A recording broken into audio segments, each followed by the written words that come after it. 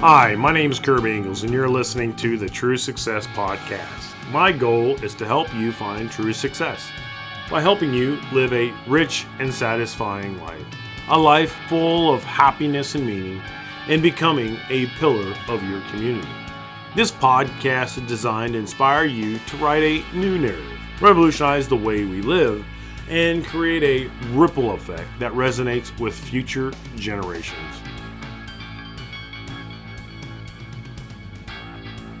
As we get started today, I want to start by telling you a story about one of my clients who all this ties back into from the first two episodes. And as we finish this 3-part series, you'll see how it comes full circle.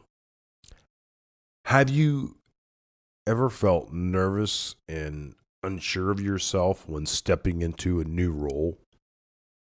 One of my one-on-one coaching members started as a manager in a corporate company when we first started coaching. When she first came to me, she had only been with the company for about a month, and she felt the need to have a coach because she just felt out of place in this organization. And she had recently transitioned from the nonprofit sector to this Titan corporate company. As a manager, she had no direct reports and was struggling. And she was going through some imposter syndrome as well as having some difficult time with certain relationships in the company. When she first started, we worked on her confidence. And was basically a reason why she had been selected for this position. And we decided to come up with several thoughts and ideas on why that was and focus in on her strengths and why she got that job and nobody else did. Then we started working on her peer feedback after about 60 days. She began to make small adjustments along the way, and her confidence began to increase with each coaching session. However, there was still some hesitation, and then it happened. Team conflict. You know those corporate emails where they get slung back and forth like a ping pong match? You know, this one gets volleyed here and there, and somebody courtesies this person's boss, and this person courtesies that person's boss. And, you know, this direct supervisor gets involved, and chaos ensues after that. By the time our coaching session came by that week, I could tell that she had been emotionally and physically drained. She unloaded her story on me and the situation that was at hand, and we developed a course of action to move forward. As things began to improve and new exploratory conversations were going on, repairs were done, and unity was finally restored. And then it happened. Her boss was let go, her only advocate in the organization. So the first 90 days were quite a storm for this lady. And she was considering whether or not to go back to the nonprofit sector. After all, they do things differently here, and she thought that the corporate world moved much slower than the nonprofit. And again, we sat back, analyzed the situation, and without a leader and everybody frantic around her, she became the eye of the storm, the calm. She became that ambassador that everyone was looking to.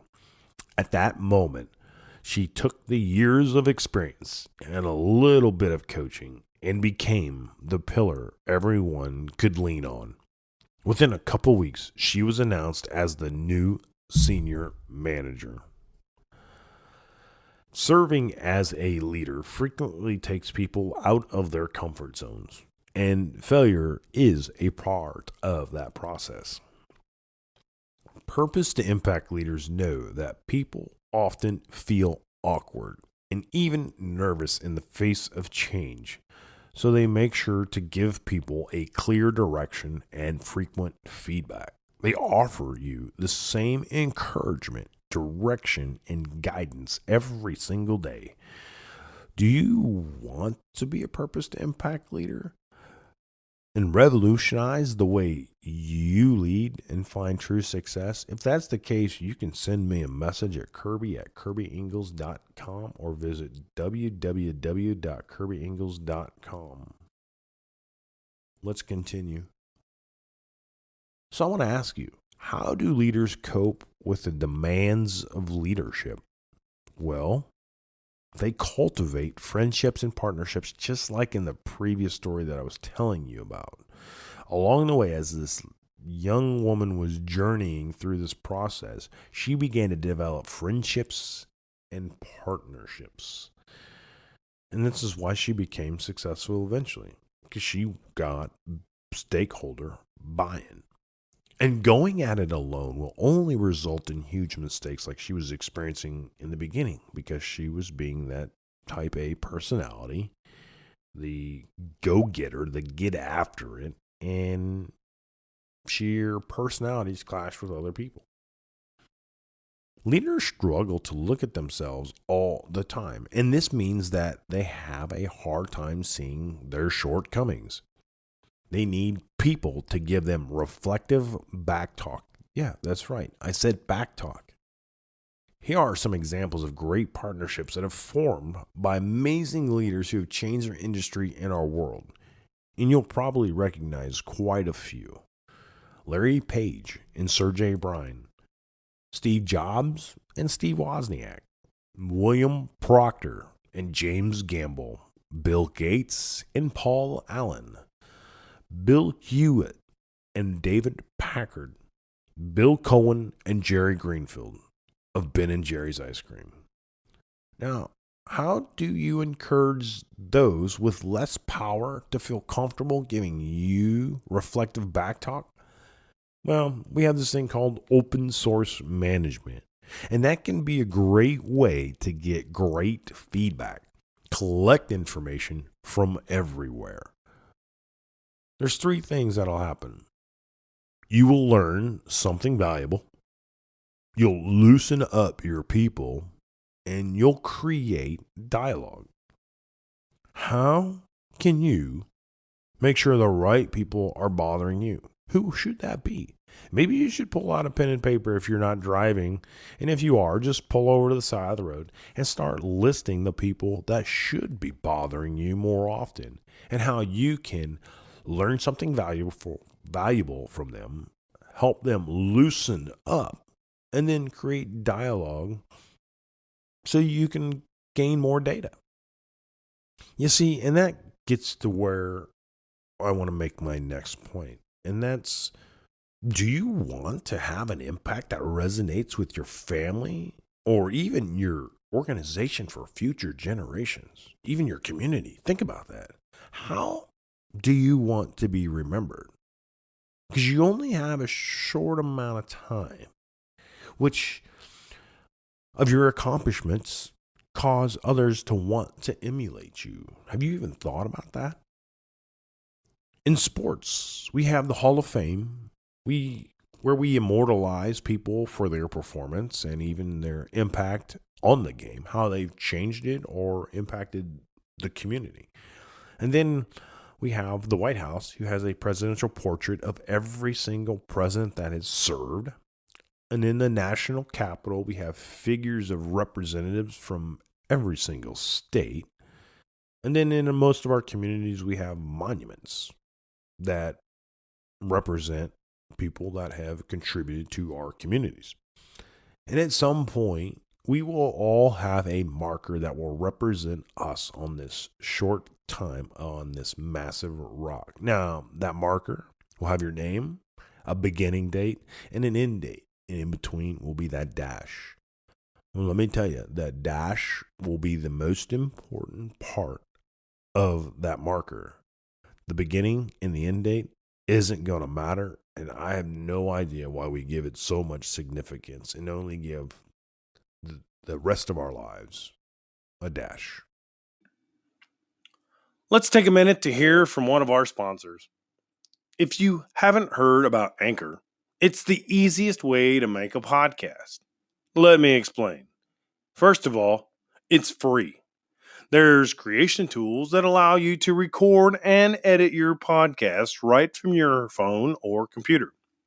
Anchor will also distribute your podcast for you, so it can be heard on Spotify, Apple Podcast, and many more. You can make money from your podcast with no minimum listenership. It's everything that you need to make a podcast in one place. Download the free Anchor app today or go to anchor.fm to get started. Let's get back to our feature episode. But your character is going to get revealed during times of great difficulty, just like we are right now. Are you strong and courageous? Will you do the right hard or the hard right over the easy wrong?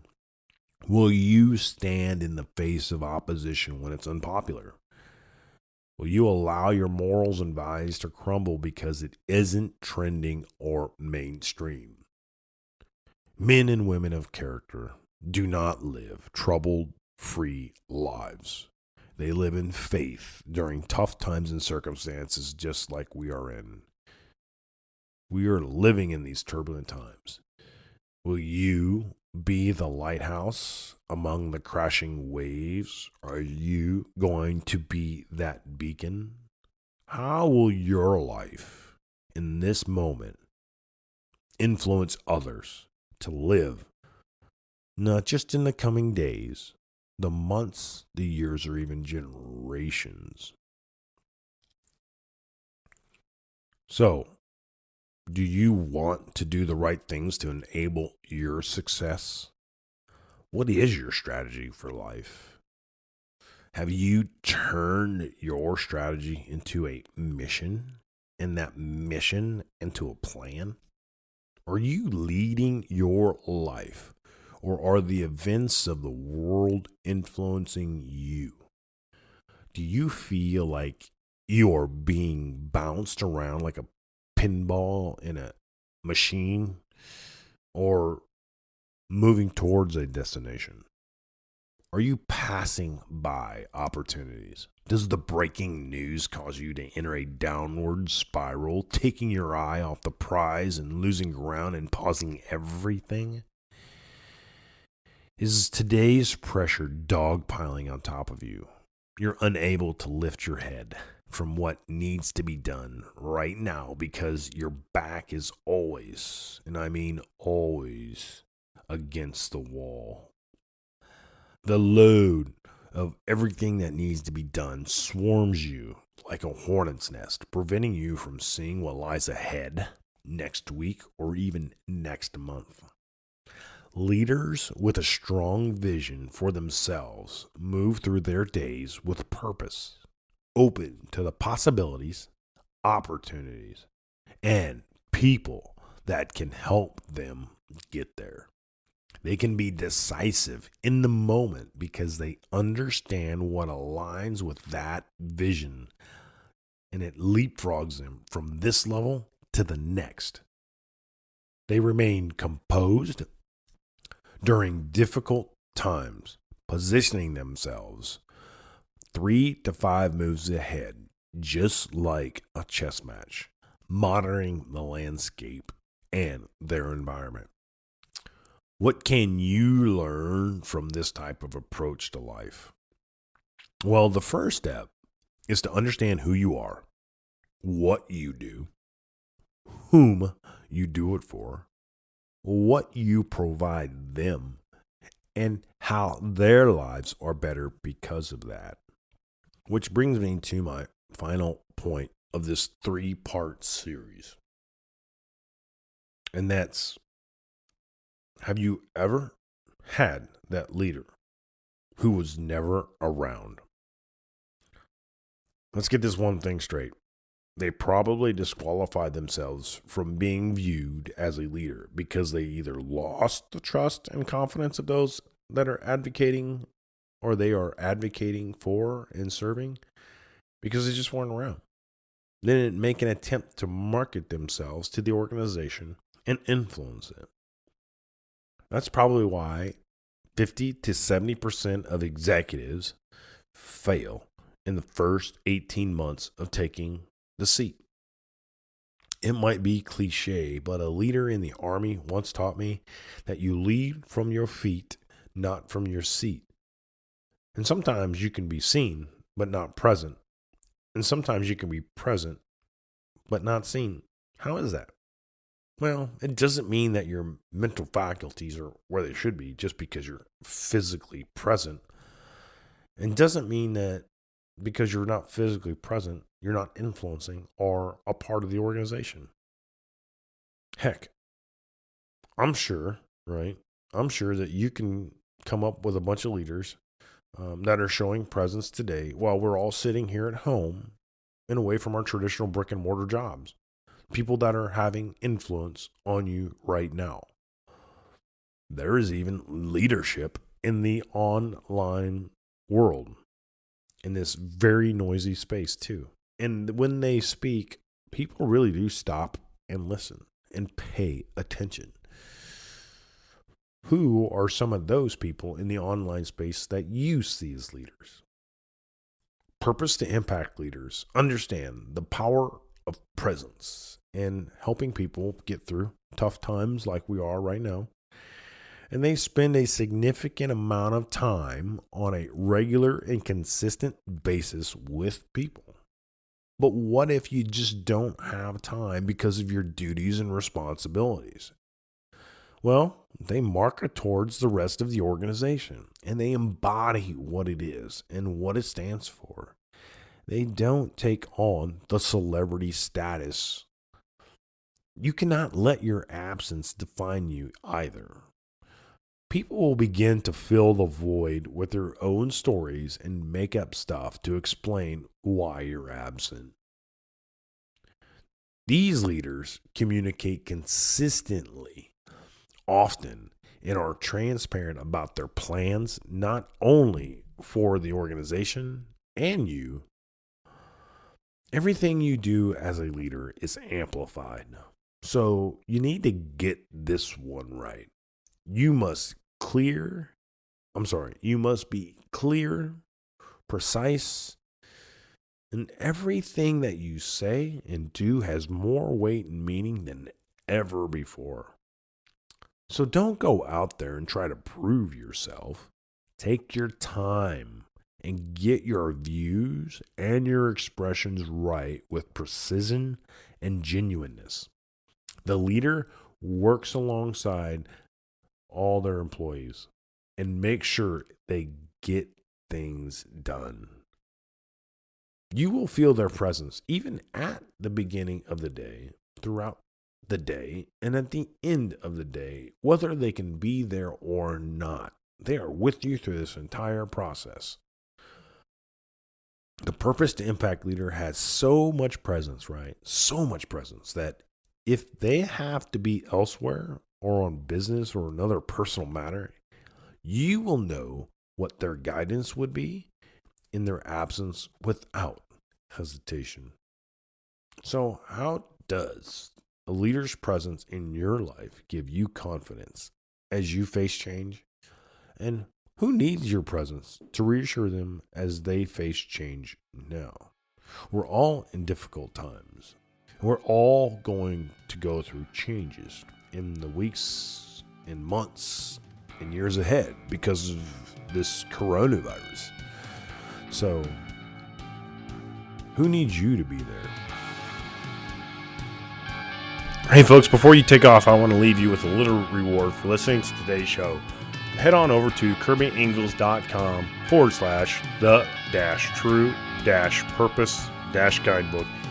And you'll find the True Purpose Guidebook, which is a 24-day conversation that helps you create a more intentional direction towards a life of happiness and fulfillment. I'll tell you what, finding purpose and meaning can't get any easier with this short resource guide that I created just for you. So head on over to KirbyIngles.com/the-true-purpose-guidebook, and I'll drop a link in the show description for you as well. Talk to you tomorrow.